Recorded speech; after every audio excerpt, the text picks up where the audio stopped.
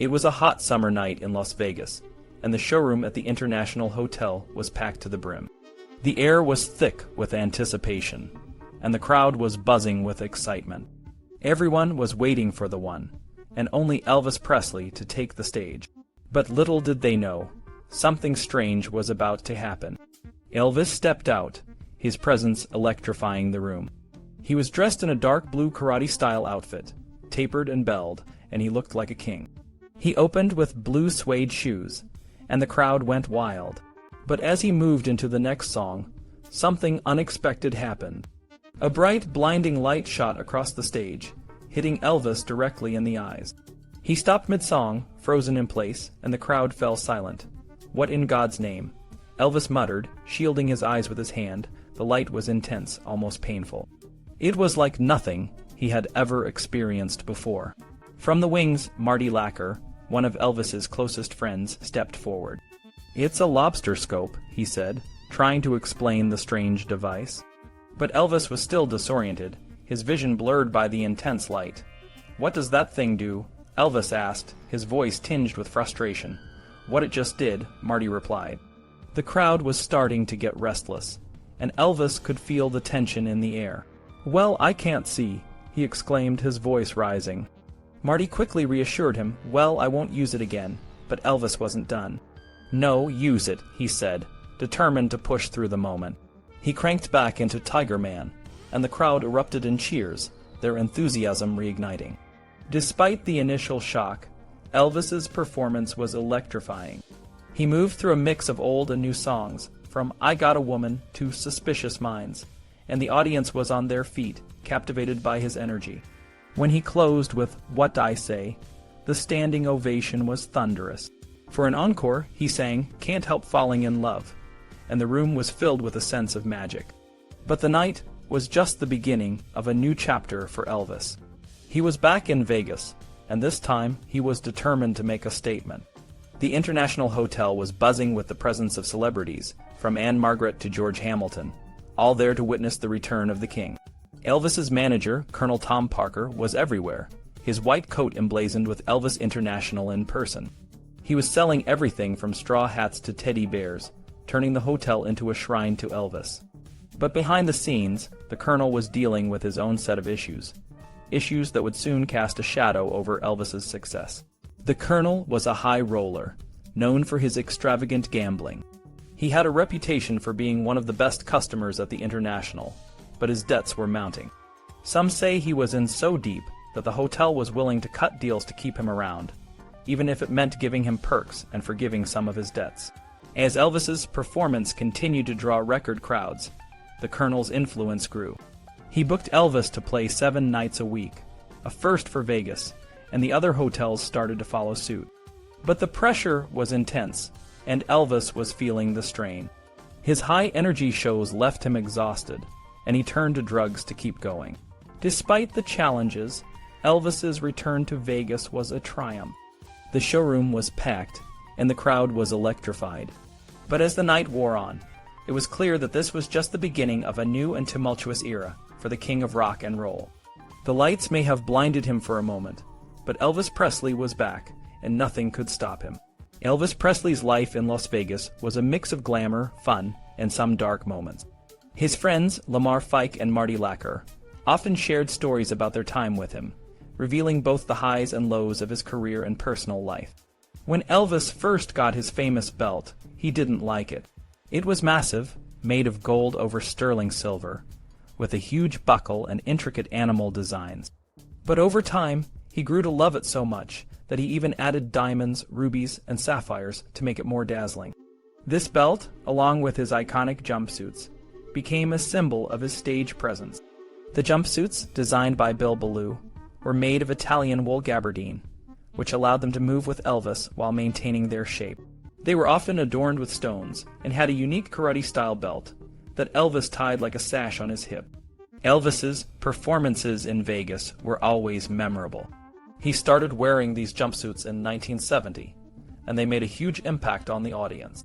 The suits were mostly white, with flared bottoms that were typical of the style at the time. One of the first suits had a deep V cut down to the breastbone, highlighting his broad shoulders. He also wore pearls, both around his neck and on the belt, creating a rope-like effect that swept down to his knee.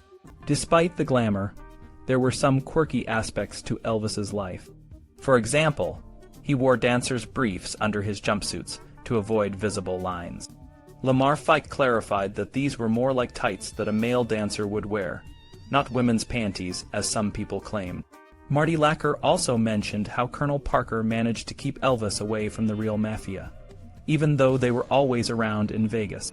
One time, Marty met a man named Sonny, who was rumored to be a mafioso. Sonny offered to help Elvis if he ever needed a favor, but Marty never told Elvis about it. Later, Elvis got involved in a deal to buy a jet from Robert Vesco, a financier with rumored ties to the mafia.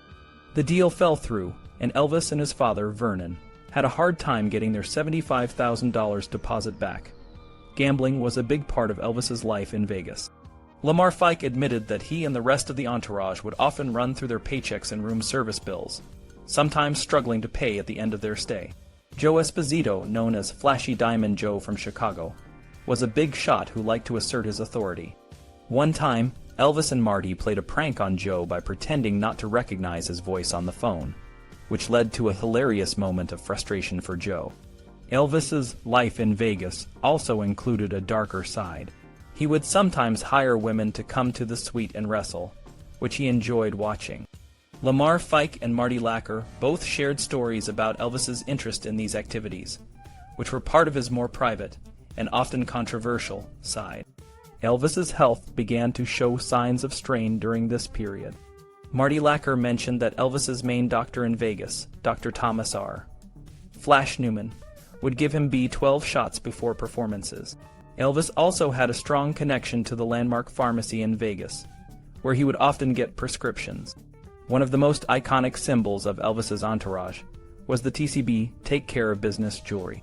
Marty Lacker recalled that the jewelry was inspired by a story Elvis heard from a bodyguard named Paul, who had a close call with the West Coast Mafia. The lightning bolt in the TCB design had two meanings: in a flash, and the insignia of the West Coast Mafia. Elvis loved the story and incorporated the lightning bolt into the jewelry, which he gave to his close friends and family. The TCB logo even appeared on his plane and tombstone. In 1970, Elvis hired a new member to his team, James Cawley, who became known as Hamburger James because of a prank where he was sent to get hamburgers from a distant crystal stand. James kept a diary and was very loyal to Elvis, though he was often the butt of jokes due to his earnest and gullible nature. Elvis's return to live performances included a series of shows at the Houston Astrodome in February 1970. The first show was underwhelming, with only a small fraction of the venue filled. However, the subsequent shows were a huge success, with over 200,000 people attending in total. This reaffirmed Elvis's status as a major star and boosted his confidence. In March 1970, Elvis spent 3 days in the hospital for secondary glaucoma in his left eye. The condition was recurrent and sometimes required medical intervention, like a needle being inserted to relieve pressure. Around this time, Elvis started wearing tinted glasses, which became another one of his trademarks. Lamar Fike claimed that he bought the original pair at a gas station, and Elvis liked them so much that he had them copied and personalized with Ep on the nose bridge. Billy Smith, Elvis's brother, had a complex relationship with him. After quitting his job with Elvis in 1968, Billy pursued his own life, going to night school and holding down 2 jobs. However, when he got laid off from the railroad in 1970, Elvis offered him a job and Billy returned to the entourage. This marked a significant change in Elvis's life, as he began to reshape his inner circle and prepare for his next phase of touring. Elvis's life in Vegas was a whirlwind of performances, pranks, and personal challenges. Despite the ups and downs, his impact on the entertainment world was undeniable, and his legacy continues to resonate with fans around the globe. Elvis's life in the early 1970s was a whirlwind of music, drama, and personal struggles. One day, I was back working with him, and things got heated pretty quickly. There was a girl named Barbara Lee, who was dating Jim Aubrey, the president of MGM. She was talking to me, and Elvis, who could be moody, called me a son of a bitch. I was shocked and didn't know what to do. I thought about leaving, but Elvis apologized later, and that cooled things down. Still, within a year, I decided to go back to my old job at the railroad. In August 1970, Elvis returned to Las Vegas to perform. MGM made a documentary called Elvis, That's the Way It Is, which showed him in the studio and on stage. RCA also released a live album with the same name. The album captured the energy of his shows, and Elvis was still an amazing performer at 35. He sang his heart out, and the crowd loved it. Felton Jarvis, who worked on the album, added some background voices, but kept the flaws to make it feel real. Around this time, Felton left RCA to work full-time with Elvis on his records and live performances. He even had a kidney transplant, and Elvis helped him get the kidney and paid for the operation. Joe Garcia took over as the orchestra conductor and arranger. He brought in a great horn section and came up with unique arrangements. One of his famous ideas was using the opening music from 2001, A Space Odyssey, to start Elvis's shows. It was dramatic and perfect for Elvis. Elvis was unpredictable on stage. He would suddenly change songs or extend them, leaving the band and the audience guessing. It was exciting, but also challenging for the musicians. Joe Garcia once said, "Following Elvis is like following a marble. You never know where it's going to go." During this period, Elvis faced a paternity suit from a Hollywood waitress named Pat Parker. She claimed he had a child with her, but blood tests later proved it wasn't his. The lawsuit was a stressful time for Elvis, and he even talked about it on stage, telling the audience about all the good things he had done. The Colonel, Elvis's manager, hired a private detective named John O'Grady to handle the situation. O'Grady had a background in law enforcement and tried to ingratiate himself with Elvis by sharing stories and offering to help him become a federal narcotics agent. Elvis was fascinated by the idea of being a narc and wanted to carry a gun across state lines. In the third week of his August run in Vegas, Elvis received a serious death threat. A series of calls warned that he would be kidnapped or shot. The hotel and the FBI took it very seriously, and the place was swarming with security. Elvis was spooked, especially after the recent Manson murders. He called his friends for support, and they came to Las Vegas to be with him. The night of the threat, the FBI asked me to keep the house lights up, but Elvis noticed and got upset. He insisted the lights be turned down, and the audience laughed. Elvis started his show with his back to the audience, worried about an attack. He was so relieved when nothing happened that he bought bracelets for everyone who had supported him. He was genuinely grateful to be alive. Elvis's fascination with police work and badges grew stronger after the death threat. He started collecting badges from different cities and even tried to get a federal narcotics agent badge. He wanted to feel powerful and protected. He always carried a gun, and so did his friends, to ensure his safety. This obsession with guns and badges became a big part of his life, and it reflected his growing paranoia and the stress he was under. Elvis's life was a mix of incredible talent, personal struggles, and a deep desire for control and protection. Despite the challenges, he continued to perform and make music that touched the hearts of millions. Lamar, Fike, and Billy Smith had plenty of stories to tell about Elvis Presley's gun obsession. Lamar remembered how Elvis would collect guns and show them off. One time they went to Care's Sporting Goods, and Elvis bought a .22 with an engraving. In 1970, Elvis went on a buying spree and got 32 handguns, a shotgun, and a rifle. The total cost was a whopping $19,792. Lamar still had the receipt. Billy recalled that by the time Elvis died, he had a private arsenal. He owned everything from a Thompson submachine gun to an M16 assault rifle. Some of the guns even had the TCB logo or Elvis's initials on them. Elvis would sometimes give away his guns. Billy got an M1 101 Duramatic pistol, a Belgian Browning 20-gauge shotgun, and a couple more. Elvis would give guns to everyone. Lamar also remembered how Elvis got obsessed with the .357 Magnum after Clint Eastwood's Dirty Harry movies. Elvis wanted everyone to carry one, but they were heavy and hard to handle. Lamar couldn't carry his, and Elvis had Sonny carry a 9mm, a .357, and a .25. Sonny practiced fast draw and became really quick. Once Elvis set up a contest where Sonny would draw his gun faster than cops. Sonny was so fast that one cop joked, "If you could shoot straight, this town would be in trouble." There were also some funny and scary moments. One night in Dallas, Elvis got off the plane in his pajamas with a big magnum stuck in his pants. The gun was too heavy, and it fell out in front of a crowd of people. Another time in Vegas, Elvis took out a Derringer in the showroom, and Charlie quickly swept it up. Elvis's style changed over the years. In the late 1970s, he started dressing like a gangster. He wore black shirts, white ties, and a black suede suit. His hair was longer, and he had big sideburns. He even wore a wide-brimmed hat. Lamar said Elvis liked the way black entertainers dressed and wanted to stand out. Marty Lacker remembered that Elvis was influenced by movies like Shaft.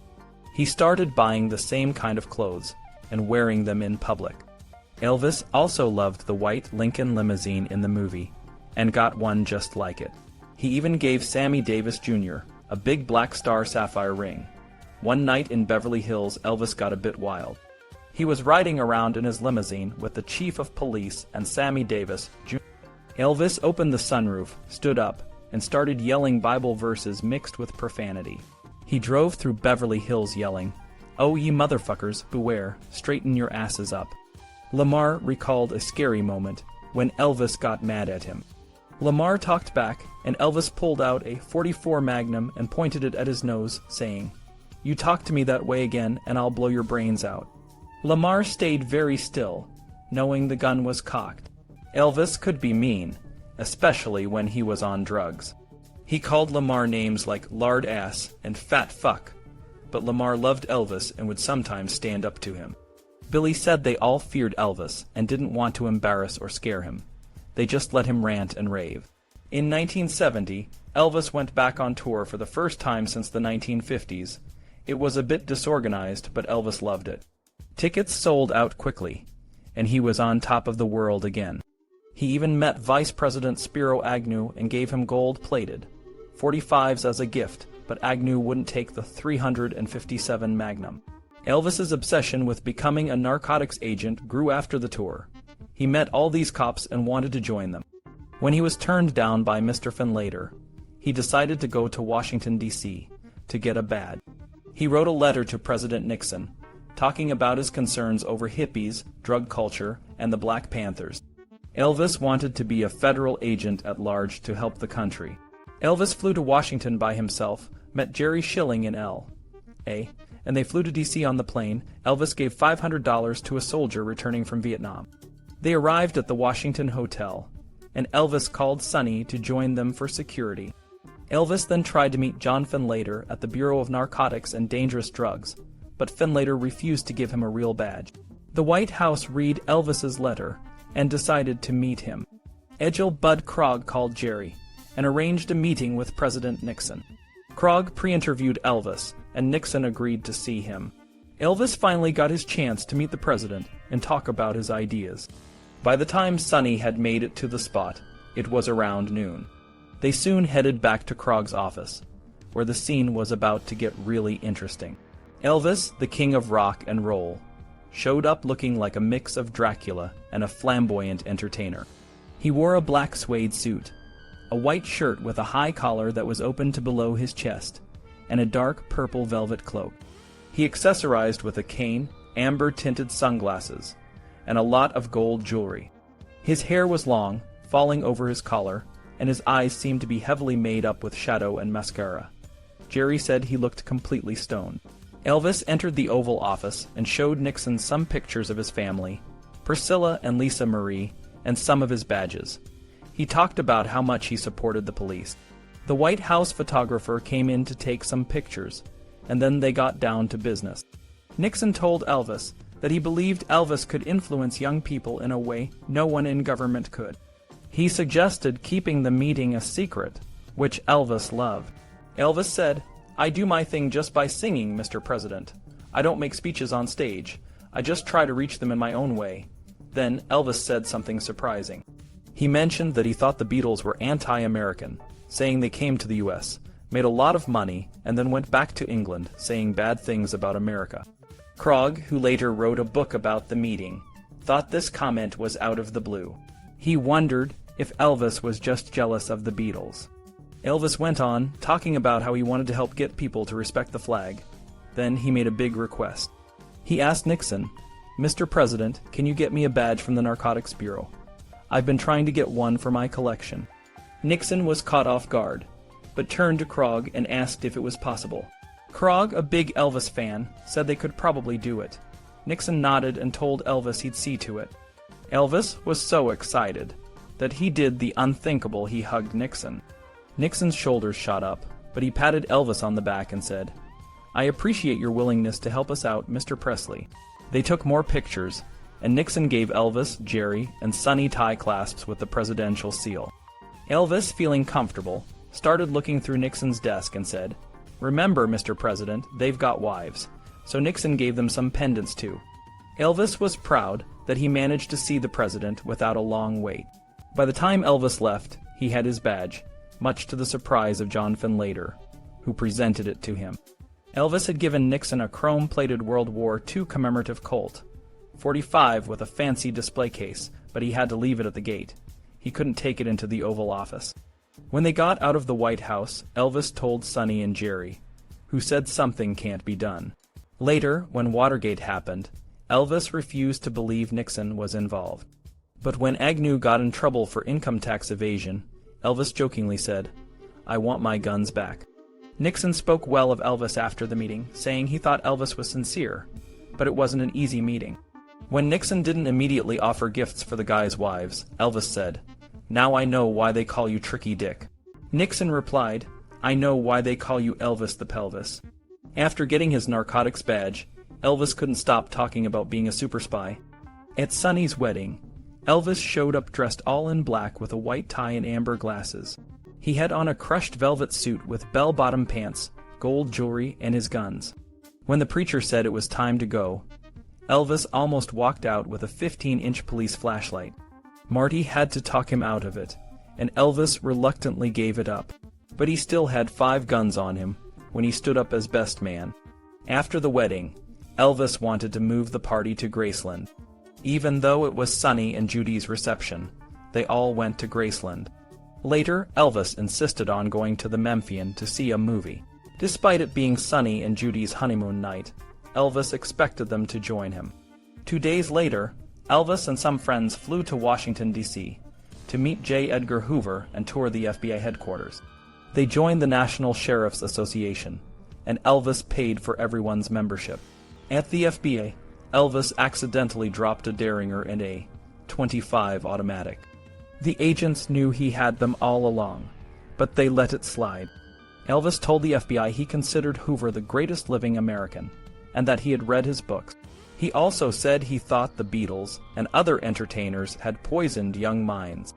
Elvis offered to report any suspicious activities to the FBI, but it seemed he really just wanted an FBI badge. In January 1971, Elvis was named one of the 10 outstanding young men in America by the Junior Chamber of Commerce. He flew in the night before and stayed at the Rivermont Hotel. He even threw a dinner party for the other honorees at Graceland. Everything was going well until Al Cap, the cartoonist, showed up drunk and uninvited. Cap caused a scene, and it put a damper on Elvis's evening. But Elvis shrugged it off, saying, "Who gives a shit?" Even so, it hurt him, and it wasn't the evening he had hoped for. Billy Smith reminisced about a memorable speech Elvis gave, where he talked about how music was the backbone of his life. Elvis often spoke about his childhood, where he felt like the hero in his comic books and movies. One of the comics he loved was Captain Marvel, Jr., whose costume eerily resembled Elvis's own stage outfits in the 70s. Captain Marvel, Jr. was a powerful superhero who fought against villains like Captain Nazi. This dual identity of being both an ordinary boy and a super crime fighter resonated with Elvis, who often emphasized the importance of embodying the character you play. Lamar Fike shared how Elvis believed in the power of performance, and how he never saw stars like Hopalong Cassidy straying from their public personas. The first time Elvis donned a cape, Lamar suggested adding a wire so Elvis could fly over the audience, a playful idea that reflected Elvis's larger-than-life presence. Marty Lacker recalled the celebrities who often visited Elvis's shows in Vegas, including Sammy Davis, Jr., Juliette Prowse, B.B. King, and even Cary Grant and Ernest Borgnine. Elvis had a deep appreciation for B.B. King, having watched him perform on Beale Street in his early years. However, not all visitors were as respectful. Karen Carpenter once demanded an autograph in a rude manner, and one of Johnny Carson's sons was similarly obnoxious. Johnny Carson later apologized to Elvis for his son's behavior, but a few years later, Carson made a joke about Elvis being fat and 40 during his monologue. This comment deeply hurt Elvis, and he stopped watching Carson's show. Elvis's relationship with Priscilla became strained during this period. Elvis asked her to stay away from Vegas except for the openings and closings, citing security concerns. However, it was clear that he had other company. When Priscilla discovered letters from girls in their mailbox at Palm Springs, she confronted Elvis. The letters described wild nights, and Elvis tried to explain them away as fan fantasies. The incident led to a heated argument, and Elvis, shaken, told Lamar, "The end is near." This event ultimately contributed to the breakdown of several relationships, including those of Joe and Lamar. In 1971, Elvis's glaucoma flared up, forcing him to wear a black patch and cancel his spring tour. When he recovered, he chartered a jet to overcome his fear of flying and travel like a superstar. However, a scary incident with the pilot, who had partied the night before, led Elvis to decide to buy his own plane and hire a trusted crew. Marty Lacker also mentioned his efforts to get the city to honor Elvis.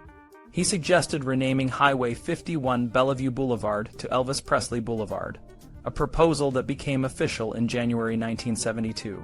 The signs, however, were frequently stolen, leading to the installation of signs on wires to prevent theft.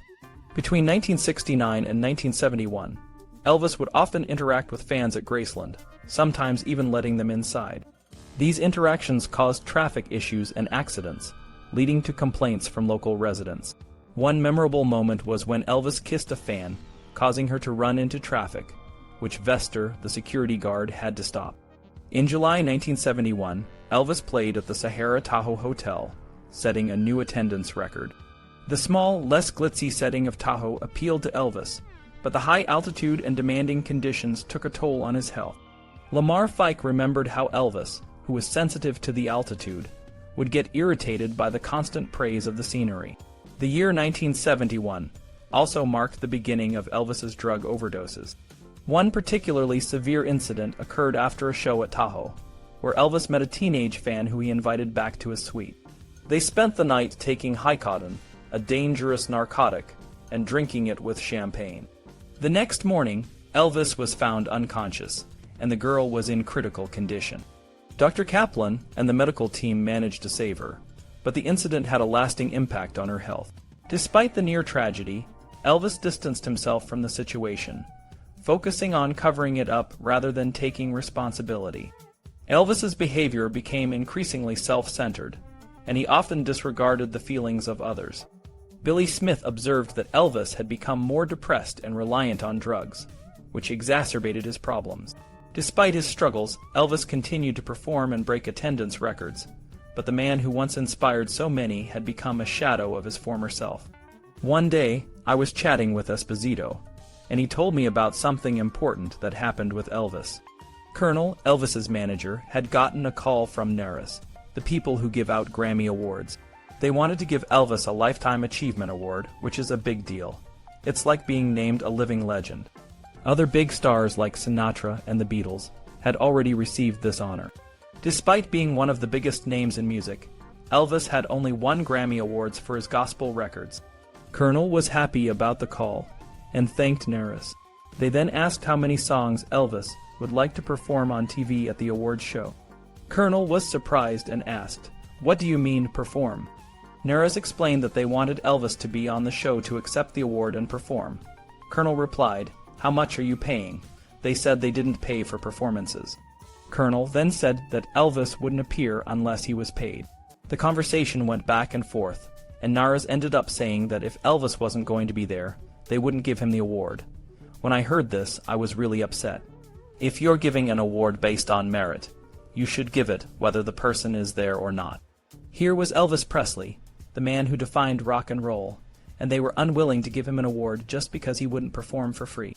One night, my partner Don Burt and I were taking Ron Alexenberg, a vice president from CBS Epic Records, to catch a plane. Ron knew I had worked with Elvis and asked how he was doing. I told him the story about Naris and the award. Ron was shocked and said he'd see what he could do. About 6 months later, in the fall of 1971, I opened Billboard magazine and saw a picture of Bobby Vinton and music industry executive Alan Klein presenting Elvis with the Lifetime Achievement Award in his dressing room in Vegas. They still wouldn't let him accept it at the awards show. During this time, I was still taking a lot of pills, about 10 a day.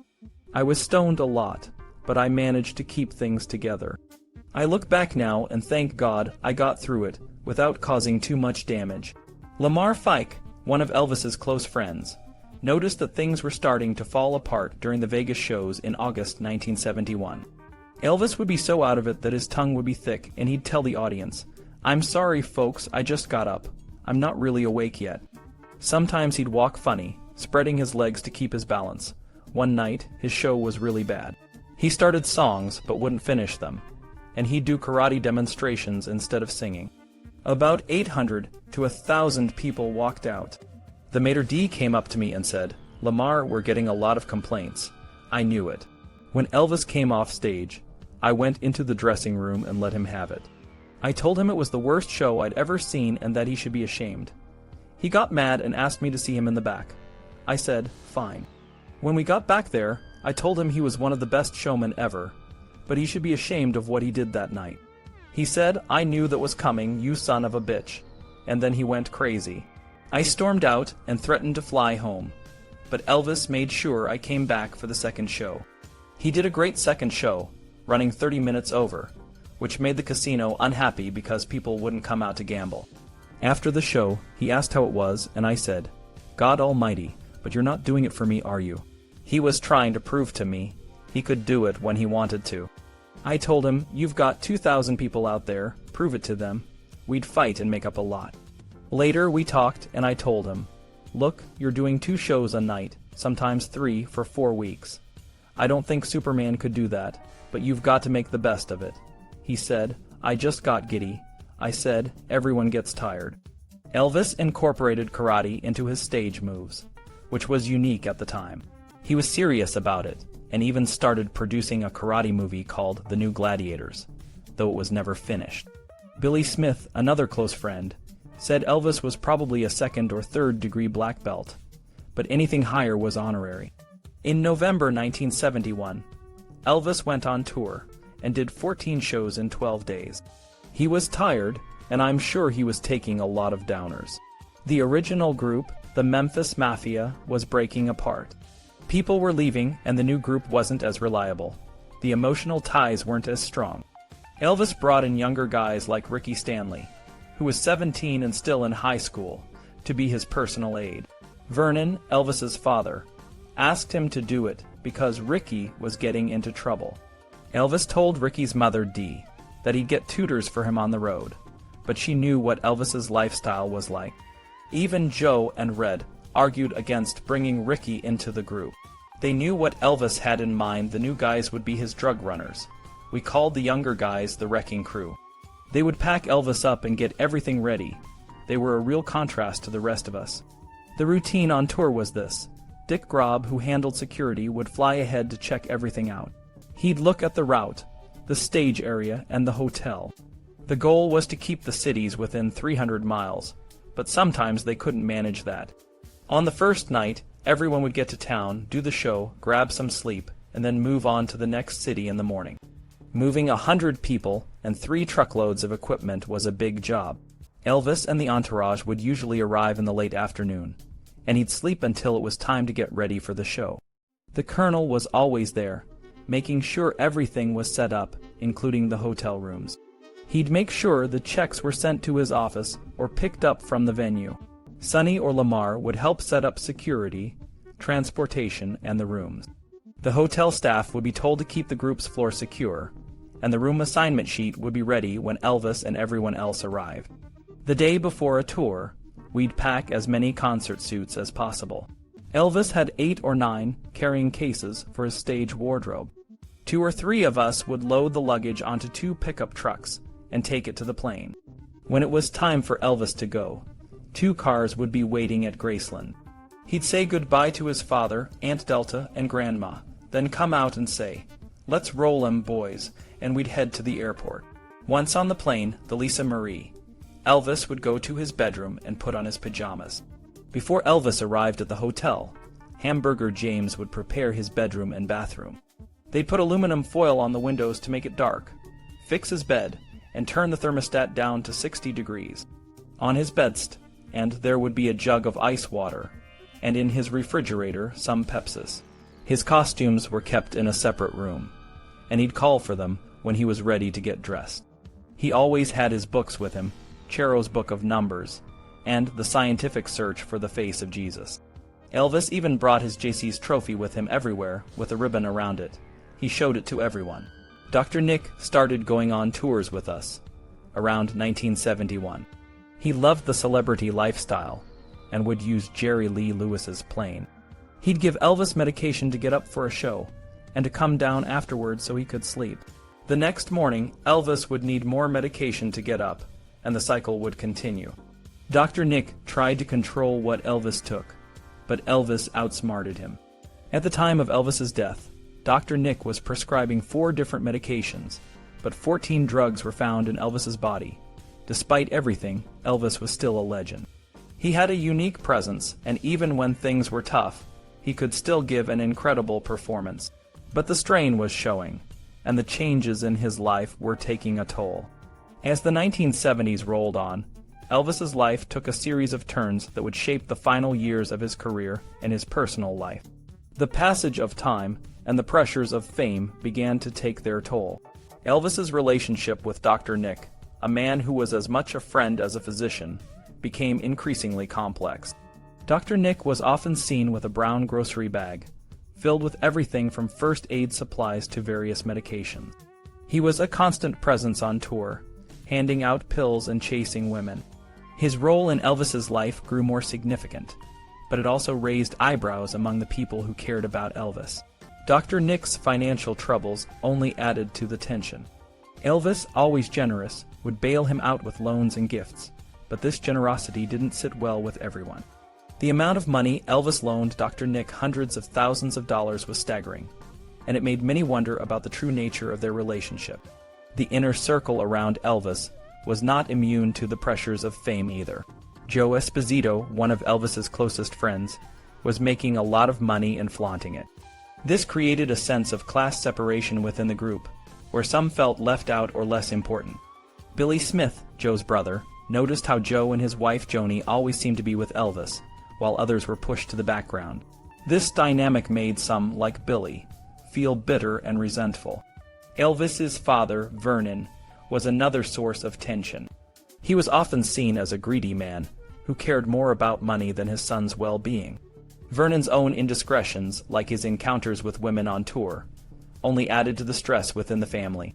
Marty Lacker, one of Elvis's longtime friends, caught Vernon in a compromising situation in a hotel room, but chose not to say anything to Elvis. Despite this, Elvis was aware of his father's behavior, and it pained him. Elvis's romantic life was also in flux. He dated many women, but none of these relationships lasted long. Joyce Bova, a striking woman he met in 1969, claimed to have a significant relationship with him, but the truth of their connection was unclear. Marty Lacker, who was skeptical of her claims, remembered Joyce as one of the most attractive women Elvis dated, but didn't believe their relationship lasted as long as she said. The most significant change in Elvis's personal life came with his separation from Priscilla. By 1972, it was clear that their marriage was over. Priscilla had started seeing Mike Stone, a karate instructor, and their affair was an open secret. When Elvis finally found out, it was a blow to his ego. He couldn't understand how anyone could leave him, and the betrayal stung deeply. Despite the personal turmoil, Elvis continued to perform. He returned to Vegas in January 1972 with a new backup group, J.D. Sumner and the Stamps Quartet. J.D. was a gospel singer with a powerful, deep voice that resonated with Elvis. Their collaboration was a highlight of the Vegas shows, and it brought a sense of comfort to Elvis during a difficult time. As Elvis turned 37, the celebrations at Graceland were bittersweet. When asked about Priscilla and Lisa, Elvis tried to make it sound like a temporary separation, but everyone could sense that things had changed.